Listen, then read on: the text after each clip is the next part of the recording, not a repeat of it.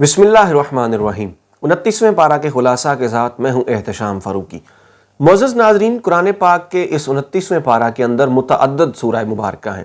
اس میں سب سے پہلے سورہ ملک ہے، اور سورہ ملک کے اندر اللہ وحدہ لا شریک نے جن مضامین کو ہائی لائٹ کیا ہے ان میں جو سب سے پہلا مضمون ہے وہ اس کی آیت نمبر 2 کے اندر بیان کیا گیا ہے۔ اعوذ باللہ من الشیطان الرجیم، بسم اللہ الرحمن الرحیم۔ الذی خلق الموت والحیات لیبلوکم ایکم احسن عملا وہو العزیز الغفور، کہ وہ ذات جس نے موت کو بھی پیدا کیا، زندگی کو بھی پیدا کیا، تاکہ وہ یہ آزمائے کہ تم میں سے کون ہے جو اچھے اعمال کرتا ہے۔ اس کے بعد اللہ وحدہ لا شریک نے آیت نمبر 3 اور 4 کے اندر فرمایا ہے الذی خلق سبع سماوات طباقا ما تری فی خلق الرحمن من تفاوت فارجع البصر هل ترى من فطور ثم ارجع البصر کرتین ینقلب الیک البصر خاسئا وهو حسیر۔ تو یہاں پر اس آیت مبارکہ میں اللہ نے جو اپنا نظام ہے، اس کائنات کا نظام ہے، اس کی پرفیکشن کو بیان کیا ہے کہ زمین و آسمان کی پیدائش کے اندر، ان کی تخلیق کے اندر اور ان کے بناوٹ کے اندر کسی قسم کا کوئی بھی نقص آپ کو نہیں ملے گا۔ آپ جتنا مرضی تلاش کر لیں آپ کو نہیں ملے گا۔ پھر فرمایا کہ ہم نے نیچے کے آسمان کو چراغوں سے آراستہ کیا اور انہیں شیطانوں کو مار بھگانے کا ذریعہ بنایا۔ ہم نے ان کے لیے بھڑکتی آگ کا عذاب تیار کر رکھا ہے۔ 6 سے 11 تک جو آیات ہیں ان کے اندر اسی بات کو بیان کیا گیا ہے کہ کافروں کے ساتھ کیا سلوک کیا جائے گا۔ تو کفار سے پوچھا جائے گا کہ بتاؤ، تو وہ پھر کہیں گے کہ ہمارے پاس ڈر سنانے والا تو آیا تھا لیکن ہم نے وہ جھٹلا دیا، ہم نے اس کو ڈر سنانے والے کو جھٹلا دیا، اور اس کے بعد پھر وہ اس پر پچھتائیں گے۔ پھر اس کے بعد اللہ وحدہ لا شریک نے اسی سورہ کی آیت نمبر 21 کے اندر فرمایا کہ اگر اللہ تعالیٰ تمہارے رزق کو روک لے تو پھر کون ہے جو تمہیں رزق عطا فرمائے گا۔ چنانچہ اللہ وحدہ لا شریک نے ارشاد فرمایا امن ھذا الذی یرزقکم ان امسک رزقہ بل لجوا فی عتو و نفور۔ فرمایا کہ یہاں کون ہے ایسا جو تمہیں رزق دے اگر اللہ اپنا رزق روک لے، بلکہ وہ سرکشی اور نفرت میں ڈیٹ بن گئے ہیں۔ تو یہاں پر بتایا گیا ہے کہ تمہیں جو رزق دینے والی ذات ہے وہ صرف اللہ کی ذات ہے، اور اگر اللہ تعالیٰ تمہارے اس رزق کو روک لے تو پھر دنیا کے اندر تمہیں کوئی اور بندہ رزق نہیں دے سکتا۔ اس کے بعد پھر اسی کی سورہ کی آیت نمبر 30 کے اندر ارشاد ہے جو آخری سورہ مبارکہ ہے، فرمایا قل ارأیتم ان اصبح ماؤکم غورا فمن یأتیکم بماء معین۔ فرمایا کہ اگر اللہ تعالیٰ تمہارا یہ جو پانی ہے، صبح کو تمہارا پانی زمین میں دنسا دے تو وہ کون ہے جو تمہیں نگاہوں کے سامنے بہتا ہوا پانی لا دے؟ تو کوئی بھی نہیں لا سکتا۔ تو پانی جو ہے یہ اللہ کی بہت بڑی نعمتوں میں سے ایک نعمت ہے، لیکن افسوس ہے کہ ہم اس پانی جیسی نعمت کا بھی شکر ادا نہیں کرتے، اس کی قدر نہیں کرتے، اور اتنا زیادہ پانی اس کو ضائع کرتے ہیں۔ خصوصی طور پر یہ جو ہمارا ملک ہے پاکستان، اس کے اندر جو ہمارے پاس 3 دریا ہیں، ان تینوں کے تینوں دریاؤں کا اتنا زیادہ پانی ہر سال ہم میٹھا پانی وہ سمندر کی نظر کرتے ہیں اور سمندر کے اندر پھینکتے ہیں۔ تو یہ اللہ تعالیٰ کی نعمت کی نہ شکری ہے نہ قدری ہے۔ اس کے بعد پھر سورہ قلم ہے، اور سورہ قلم کے اندر اللہ وحدہ لا شریک نے اپنے نبی صلی اللہ علیہ وسلم کو تسلی دی ہے کہ آپ کو جو یہ لوگ مجنو کہتے ہیں تو آپ مجنو نہیں ہیں، بلکہ اللہ تعالیٰ نے آپ کو اخلاق حسنہ کی نعمت عطا فرمائی ہے۔ ارشاد ہوتا ہے ما انت بنعمت ربک بمجنون وَإِنَّ لَكَ لَأَجْرًا غَيْرَ مَمْنُونٍ وَإِنَّكَ لَعَلَىٰ خُلُقٍ عَظِيمٍ۔ تو آپ صلی اللہ علیہ وسلم کو خلق عظیم حاصل ہے۔ اسماعیل حق کی روح البیان کے اندر ارشاد فرماتے ہیں رسول اللہ صلی اللہ علیہ وسلم کے اخلاق حسنہ کے بارے میں، فرمایا کہ آپ صلی اللہ علیہ وسلم کا اخلاق تمام اخلاقی اچھائیوں کا جامع ہے، یعنی جتنی بھی اخلاقی اچھائیاں ہیں وہ ساری کی ساری رسول اللہ صلی اللہ علیہ وسلم کے اخلاق مبارک کے اندر پائی جاتی ہیں۔ اور اللہ وحدہ لا شریک نے آپ علیہ السلام کو حضرت نوح علیہ السلام کا شکر عطا فرمایا، حضرت ابراہیم علیہ السلام کی خلت عطا فرمائی، حضرت موسیٰ علیہ السلام کا اخلاص عطا فرمایا، حضرت اسماعیل علیہ السلام کے وعدے کی سچائی عطا فرمائی، اور حضرت یعقوب اور حضرت ایوب علیہ السلام کا صبر عطا فرمایا، حضرت یعقوب اور حضرت ایوب کا صبر عطا فرمایا، حضرت داؤد علیہ السلام کا عذر، حضرت سلیمان علیہ السلام اور حضرت عیسیٰ علیہ السلام کی عاجزی، اور اس کے علاوہ تمام انبیاء کے جتنے بھی اخلاق ہیں وہ سارے کے سارے رسول اللہ صلی اللہ علیہ وسلم کو عطا فرمائے، اور یہ وہ مقام ہے جو تمام انبیاء کرام میں سے صرف سید المرسلین خاتم النبیین صلی اللہ علیہ وسلم کو حاصل ہے، اور اس کے علاوہ کسی اور کو حاصل نہیں ہے۔ اللہ حضرت فرماتے ہیں کہ تیرے خلق کو حق نے عظیم کہا، تیری خلق کو حق نے جمیل کہا، کوئی تجھ سا ہوا ہے نہ ہوگا شہا، تیرے خالق حسن و ادا کی قسم۔ اس کے بعد پھر سورہ الحاقہ ہے، اور سورہ الحاقہ جو ہے یہ ایک قیامت کی ہولناکیوں کو بیان کرتی ہے، اور حاقہ جو ہے یہ قیامت کے ناموں میں سے ایک نام ہے جس کا معنی ہے یقینی طور پر واقع ہونے والی، اور اسی لفظ کے ساتھ اس سورہ مبارکہ کو شروع کیا جاتا ہے الحاقۃ ما الحاقہ، تو اسی وجہ سے اس سورہ کا نام سورہ الحاقہ ہے۔ تو اس کے اندر جو ہے وہ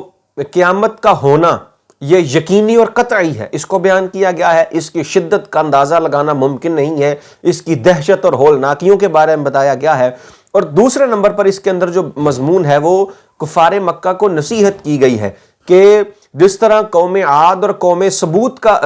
تھے، انہوں نے اللہ وحدہ لا شریک کے جو احکامات تھے ان کو جھٹلایا، تو اللہ تعالیٰ نے ان کا دردناک انجام وہ اس سورہ کے اندر بیان کیا ہے، اور اس کے علاوہ دیگر جو لوگ تھے جنہوں نے اس طرح کے جرائم کیے، اللہ کی نافرمانیاں کی، تو اللہ نے ان کے ساتھ جو سلوک کیا اس کو بھی سورہ کے اندر بیان کیا گیا ہے۔ پھر آیت نمبر 19 سے لے کر آگے جو ایمان والے ہیں ان کے بارے میں بتایا گیا، فَأَمَّا مَنْ أُوتِيَ كِتَابَهُ بِيَمِينِهِ فَيَقُولُ هَاؤُمُ اقْرَءُوا كِتَابِيَهْ إِنِّي ظَنَنْتُ أَنِّي مُلَاقٍ حِسَابِيَهْ۔ تو یہاں پر یہ بتایا جا رہا ہے کہ جب قیامت والے دن جس کو نامہ اعمال اس کے دائیں ہاتھ کے اندر دیا جائے گا تو اس کی خوشی کا کوئی ٹھکانہ نہ ہوگا، وہ خوشی سے چیخ چیخ کر پکار کر کہے گا کہ دیکھو یہ میرا نامہ اعمال دیکھو، إِنِّي ظَنَنْتُ أَنِّي مُلَاقٍ حِسَابِيَهْ، بے شک مجھے یقین تھا کہ میں اپنے حساب سے ملنے والا ہوں۔ فَهُوَ فِي عِيشَةٍ رَاضِيَةٍ فِي جَنَّاتٍ عَالِيَةٍ قُطُوفُهَا دَانِيَةٌ کُلُوا وَاشْرَبُوا ہَنِیئًا بِمَا أَسْلَفْتُمْ فِي الْأَيَّامِ الْخَالِيَةِ۔ تو یہاں پر یہ جتنی بھی اس کو اللہ تعالیٰ نعمتیں عطا فرمائے گا ان کا ذکر ہو رہا ہے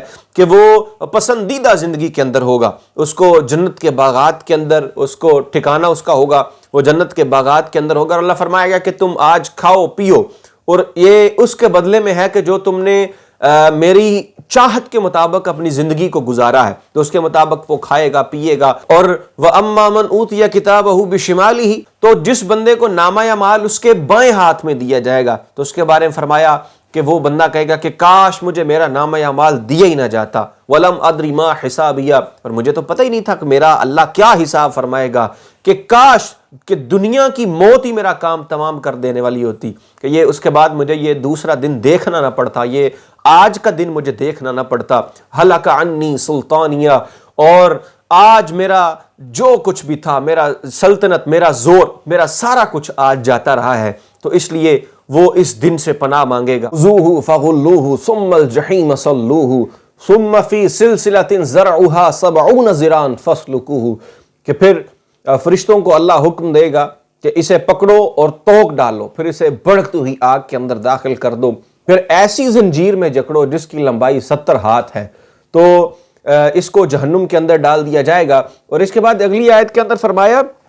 انہ کان لا یؤمن باللہ العظیم ولا یحض علی طعام المسکین، کہ یہ جو بندہ ہے اس کا قصور یہ تھا کہ یہ اللہ وحدہ لا شریک کی عظمت کے اوپر ایمان نہیں لاتا تھا، مسکین کو کھانا دینے کی ترغیب نہیں دیتا تھا، یعنی خود تو نہیں دیتا تھا لیکن کسی کو ابھارتا بھی نہیں تھا اس بات پر کہ وہ آگے کسی مسکین کی مدد کریں۔ تو اس سے پتہ یہ چلتا ہے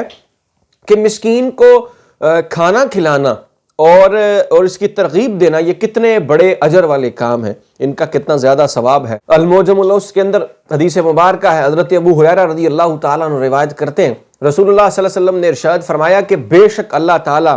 روٹی کے ایک لقمے اور کھجوروں کے ایک خوشے اور ان جیسی جو مساکین کے لیے نفع بخش چیزیں ہیں ان کی وجہ سے 3 آدمیوں کو جنت کے اندر داخل فرمائے گا۔ وہ 3 آدمی کون کون سے ہیں؟ نمبر 1 گھر کے مالک کو اللہ جنت عطا فرمائے گا جس نے صدقے کا حکم دیا، اور نمبر 2 اس آدمی کی زوجہ کو اللہ جنت جیسی نعمت عطا فرمائے گا جس نے اس کو وہ چیز درست کر کے دی، یعنی بنا کر دی، کھانا بنا دیا یا کچھ بھی کیا، اور تیسرے نمبر پر اس خادم کو بھی اللہ تعالیٰ جنت عطا فرمائے گا جس نے مسکین تک وہ کھانا پہنچایا۔ پھر رسول اللہ صلی اللہ علیہ وسلم نے فرمایا کہ اللہ کی حمد ہے جو ہمارے خادموں کو نہیں بھولا۔ تو یہ اللہ وحدہ لا شریک نے اس آیت مبارکہ کے ذریعے سے یہ پیغام دیا ہے کہ یہ بھوکے آدمی تک کھانا پہنچانا یہ کتنی بڑی نیکی اور کتنی بڑی فضیلت کا کام ہے۔ سورہ معارج ہے، سورہ نوح ہے، سورہ جن ہے، سورہ مزمل، پھر سورہ مدثر اور سورہ قیامہ ہے۔ سورہ قیامہ کے اندر 2 رکوع اور 40 آیات ہیں، اور یہ وہ صورت ہے جس کے اندر انسان کے موت کی کیفیت کو بیان کیا گیا ہے کہ جب انسان کی روح قبض ہوتی ہے تو اس کی حالت کیا ہوتی ہے۔ فرمایا اعوذ باللہ من الشیطان الرجیم بسم اللہ الرحمن الرحیم کلا اذا بلغت التراقی وقیل من راق وظن انہ الفراق۔ فرمایا کہ پھر جب جان ہنسلی کو پہنچ جائے گی اور لوگ کہیں گے کہ ہے کوئی جھاڑ پھونک کرنے والا، اور جو مرنے والا ہے وہ یہ سمجھ لے گا کہ اب جدائی کی گھڑی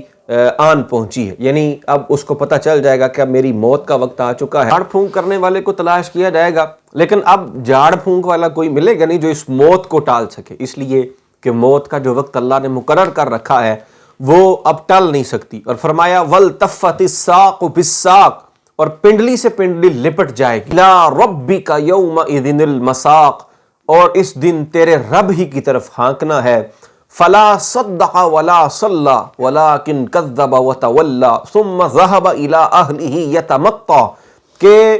انہوں نے نہ تو سچ مانا نہ نماز پڑھی، ہاں جٹلایا اور منہ پھیرا، پھر اکڑ کر اپنے گھر کو چلا، اپنے اہل و عیال کی طرف اکڑتا ہوا چلا۔ اولا لک فاولا ثم اولا لک فاولا، خرابی ہے تیری اب خرابی آ لگی، پھر تیری خرابی ہے اب خرابی تیری آ لگی۔ تو یہاں پر 4 مرتبہ اس خرابی کا تذکرہ کیا گیا ہے۔ تو یہ جب آیت مبارکہ نازل ہوئی تو حضرت سیدنا قتادہ رضی اللہ تعالیٰ عنہ روایت کرتے ہیں کہ جب یہ آیات نازل ہوئی تو نبی علیہ السلام نے بطحا کی وادی میں ابو جہل کو اس کے کپڑوں سے پکڑا اور پکڑ کر فرمایا اولا لک فاولا ثم اولا لک فاولا۔ تو جب آپ نے یہ کہا کہ تو اس وقت ابو جہل کہتا ہے کہ اے محمد صلی اللہ علیہ وسلم، کیا تم مجھے دھمکاتے ہو اور تم اور تمہارا رب میرا کچھ نہیں بگاڑ سکتے، کیونکہ مکہ کے پہاڑوں کے درمیان میں سب سے زیادہ مضبوط آدمی ہوں، شان و شوکت کا مالک ہوں۔ لیکن قرآن کی یہ خبر پوری ہونی تھی، تو پھر اس کی خرابی اس طرح سے آئی کہ اس کی جو موت ہے وہ بدر کے اندر ہو جاتی ہے۔ اس کے بعد جو آیات ہیں اور اس کے بعد جو سورہ مبارکہ ان کے اندر بھی کم و بیش اسی طرح کے مضمون کو بیان کیا گیا ہے۔ تو ابھی کے لیے اجازت دیجیے، انشاءاللہ پھر حاضر ہوں گے ایک نئی ویڈیو کے ساتھ، تب تک کے لیے اللہ حافظ۔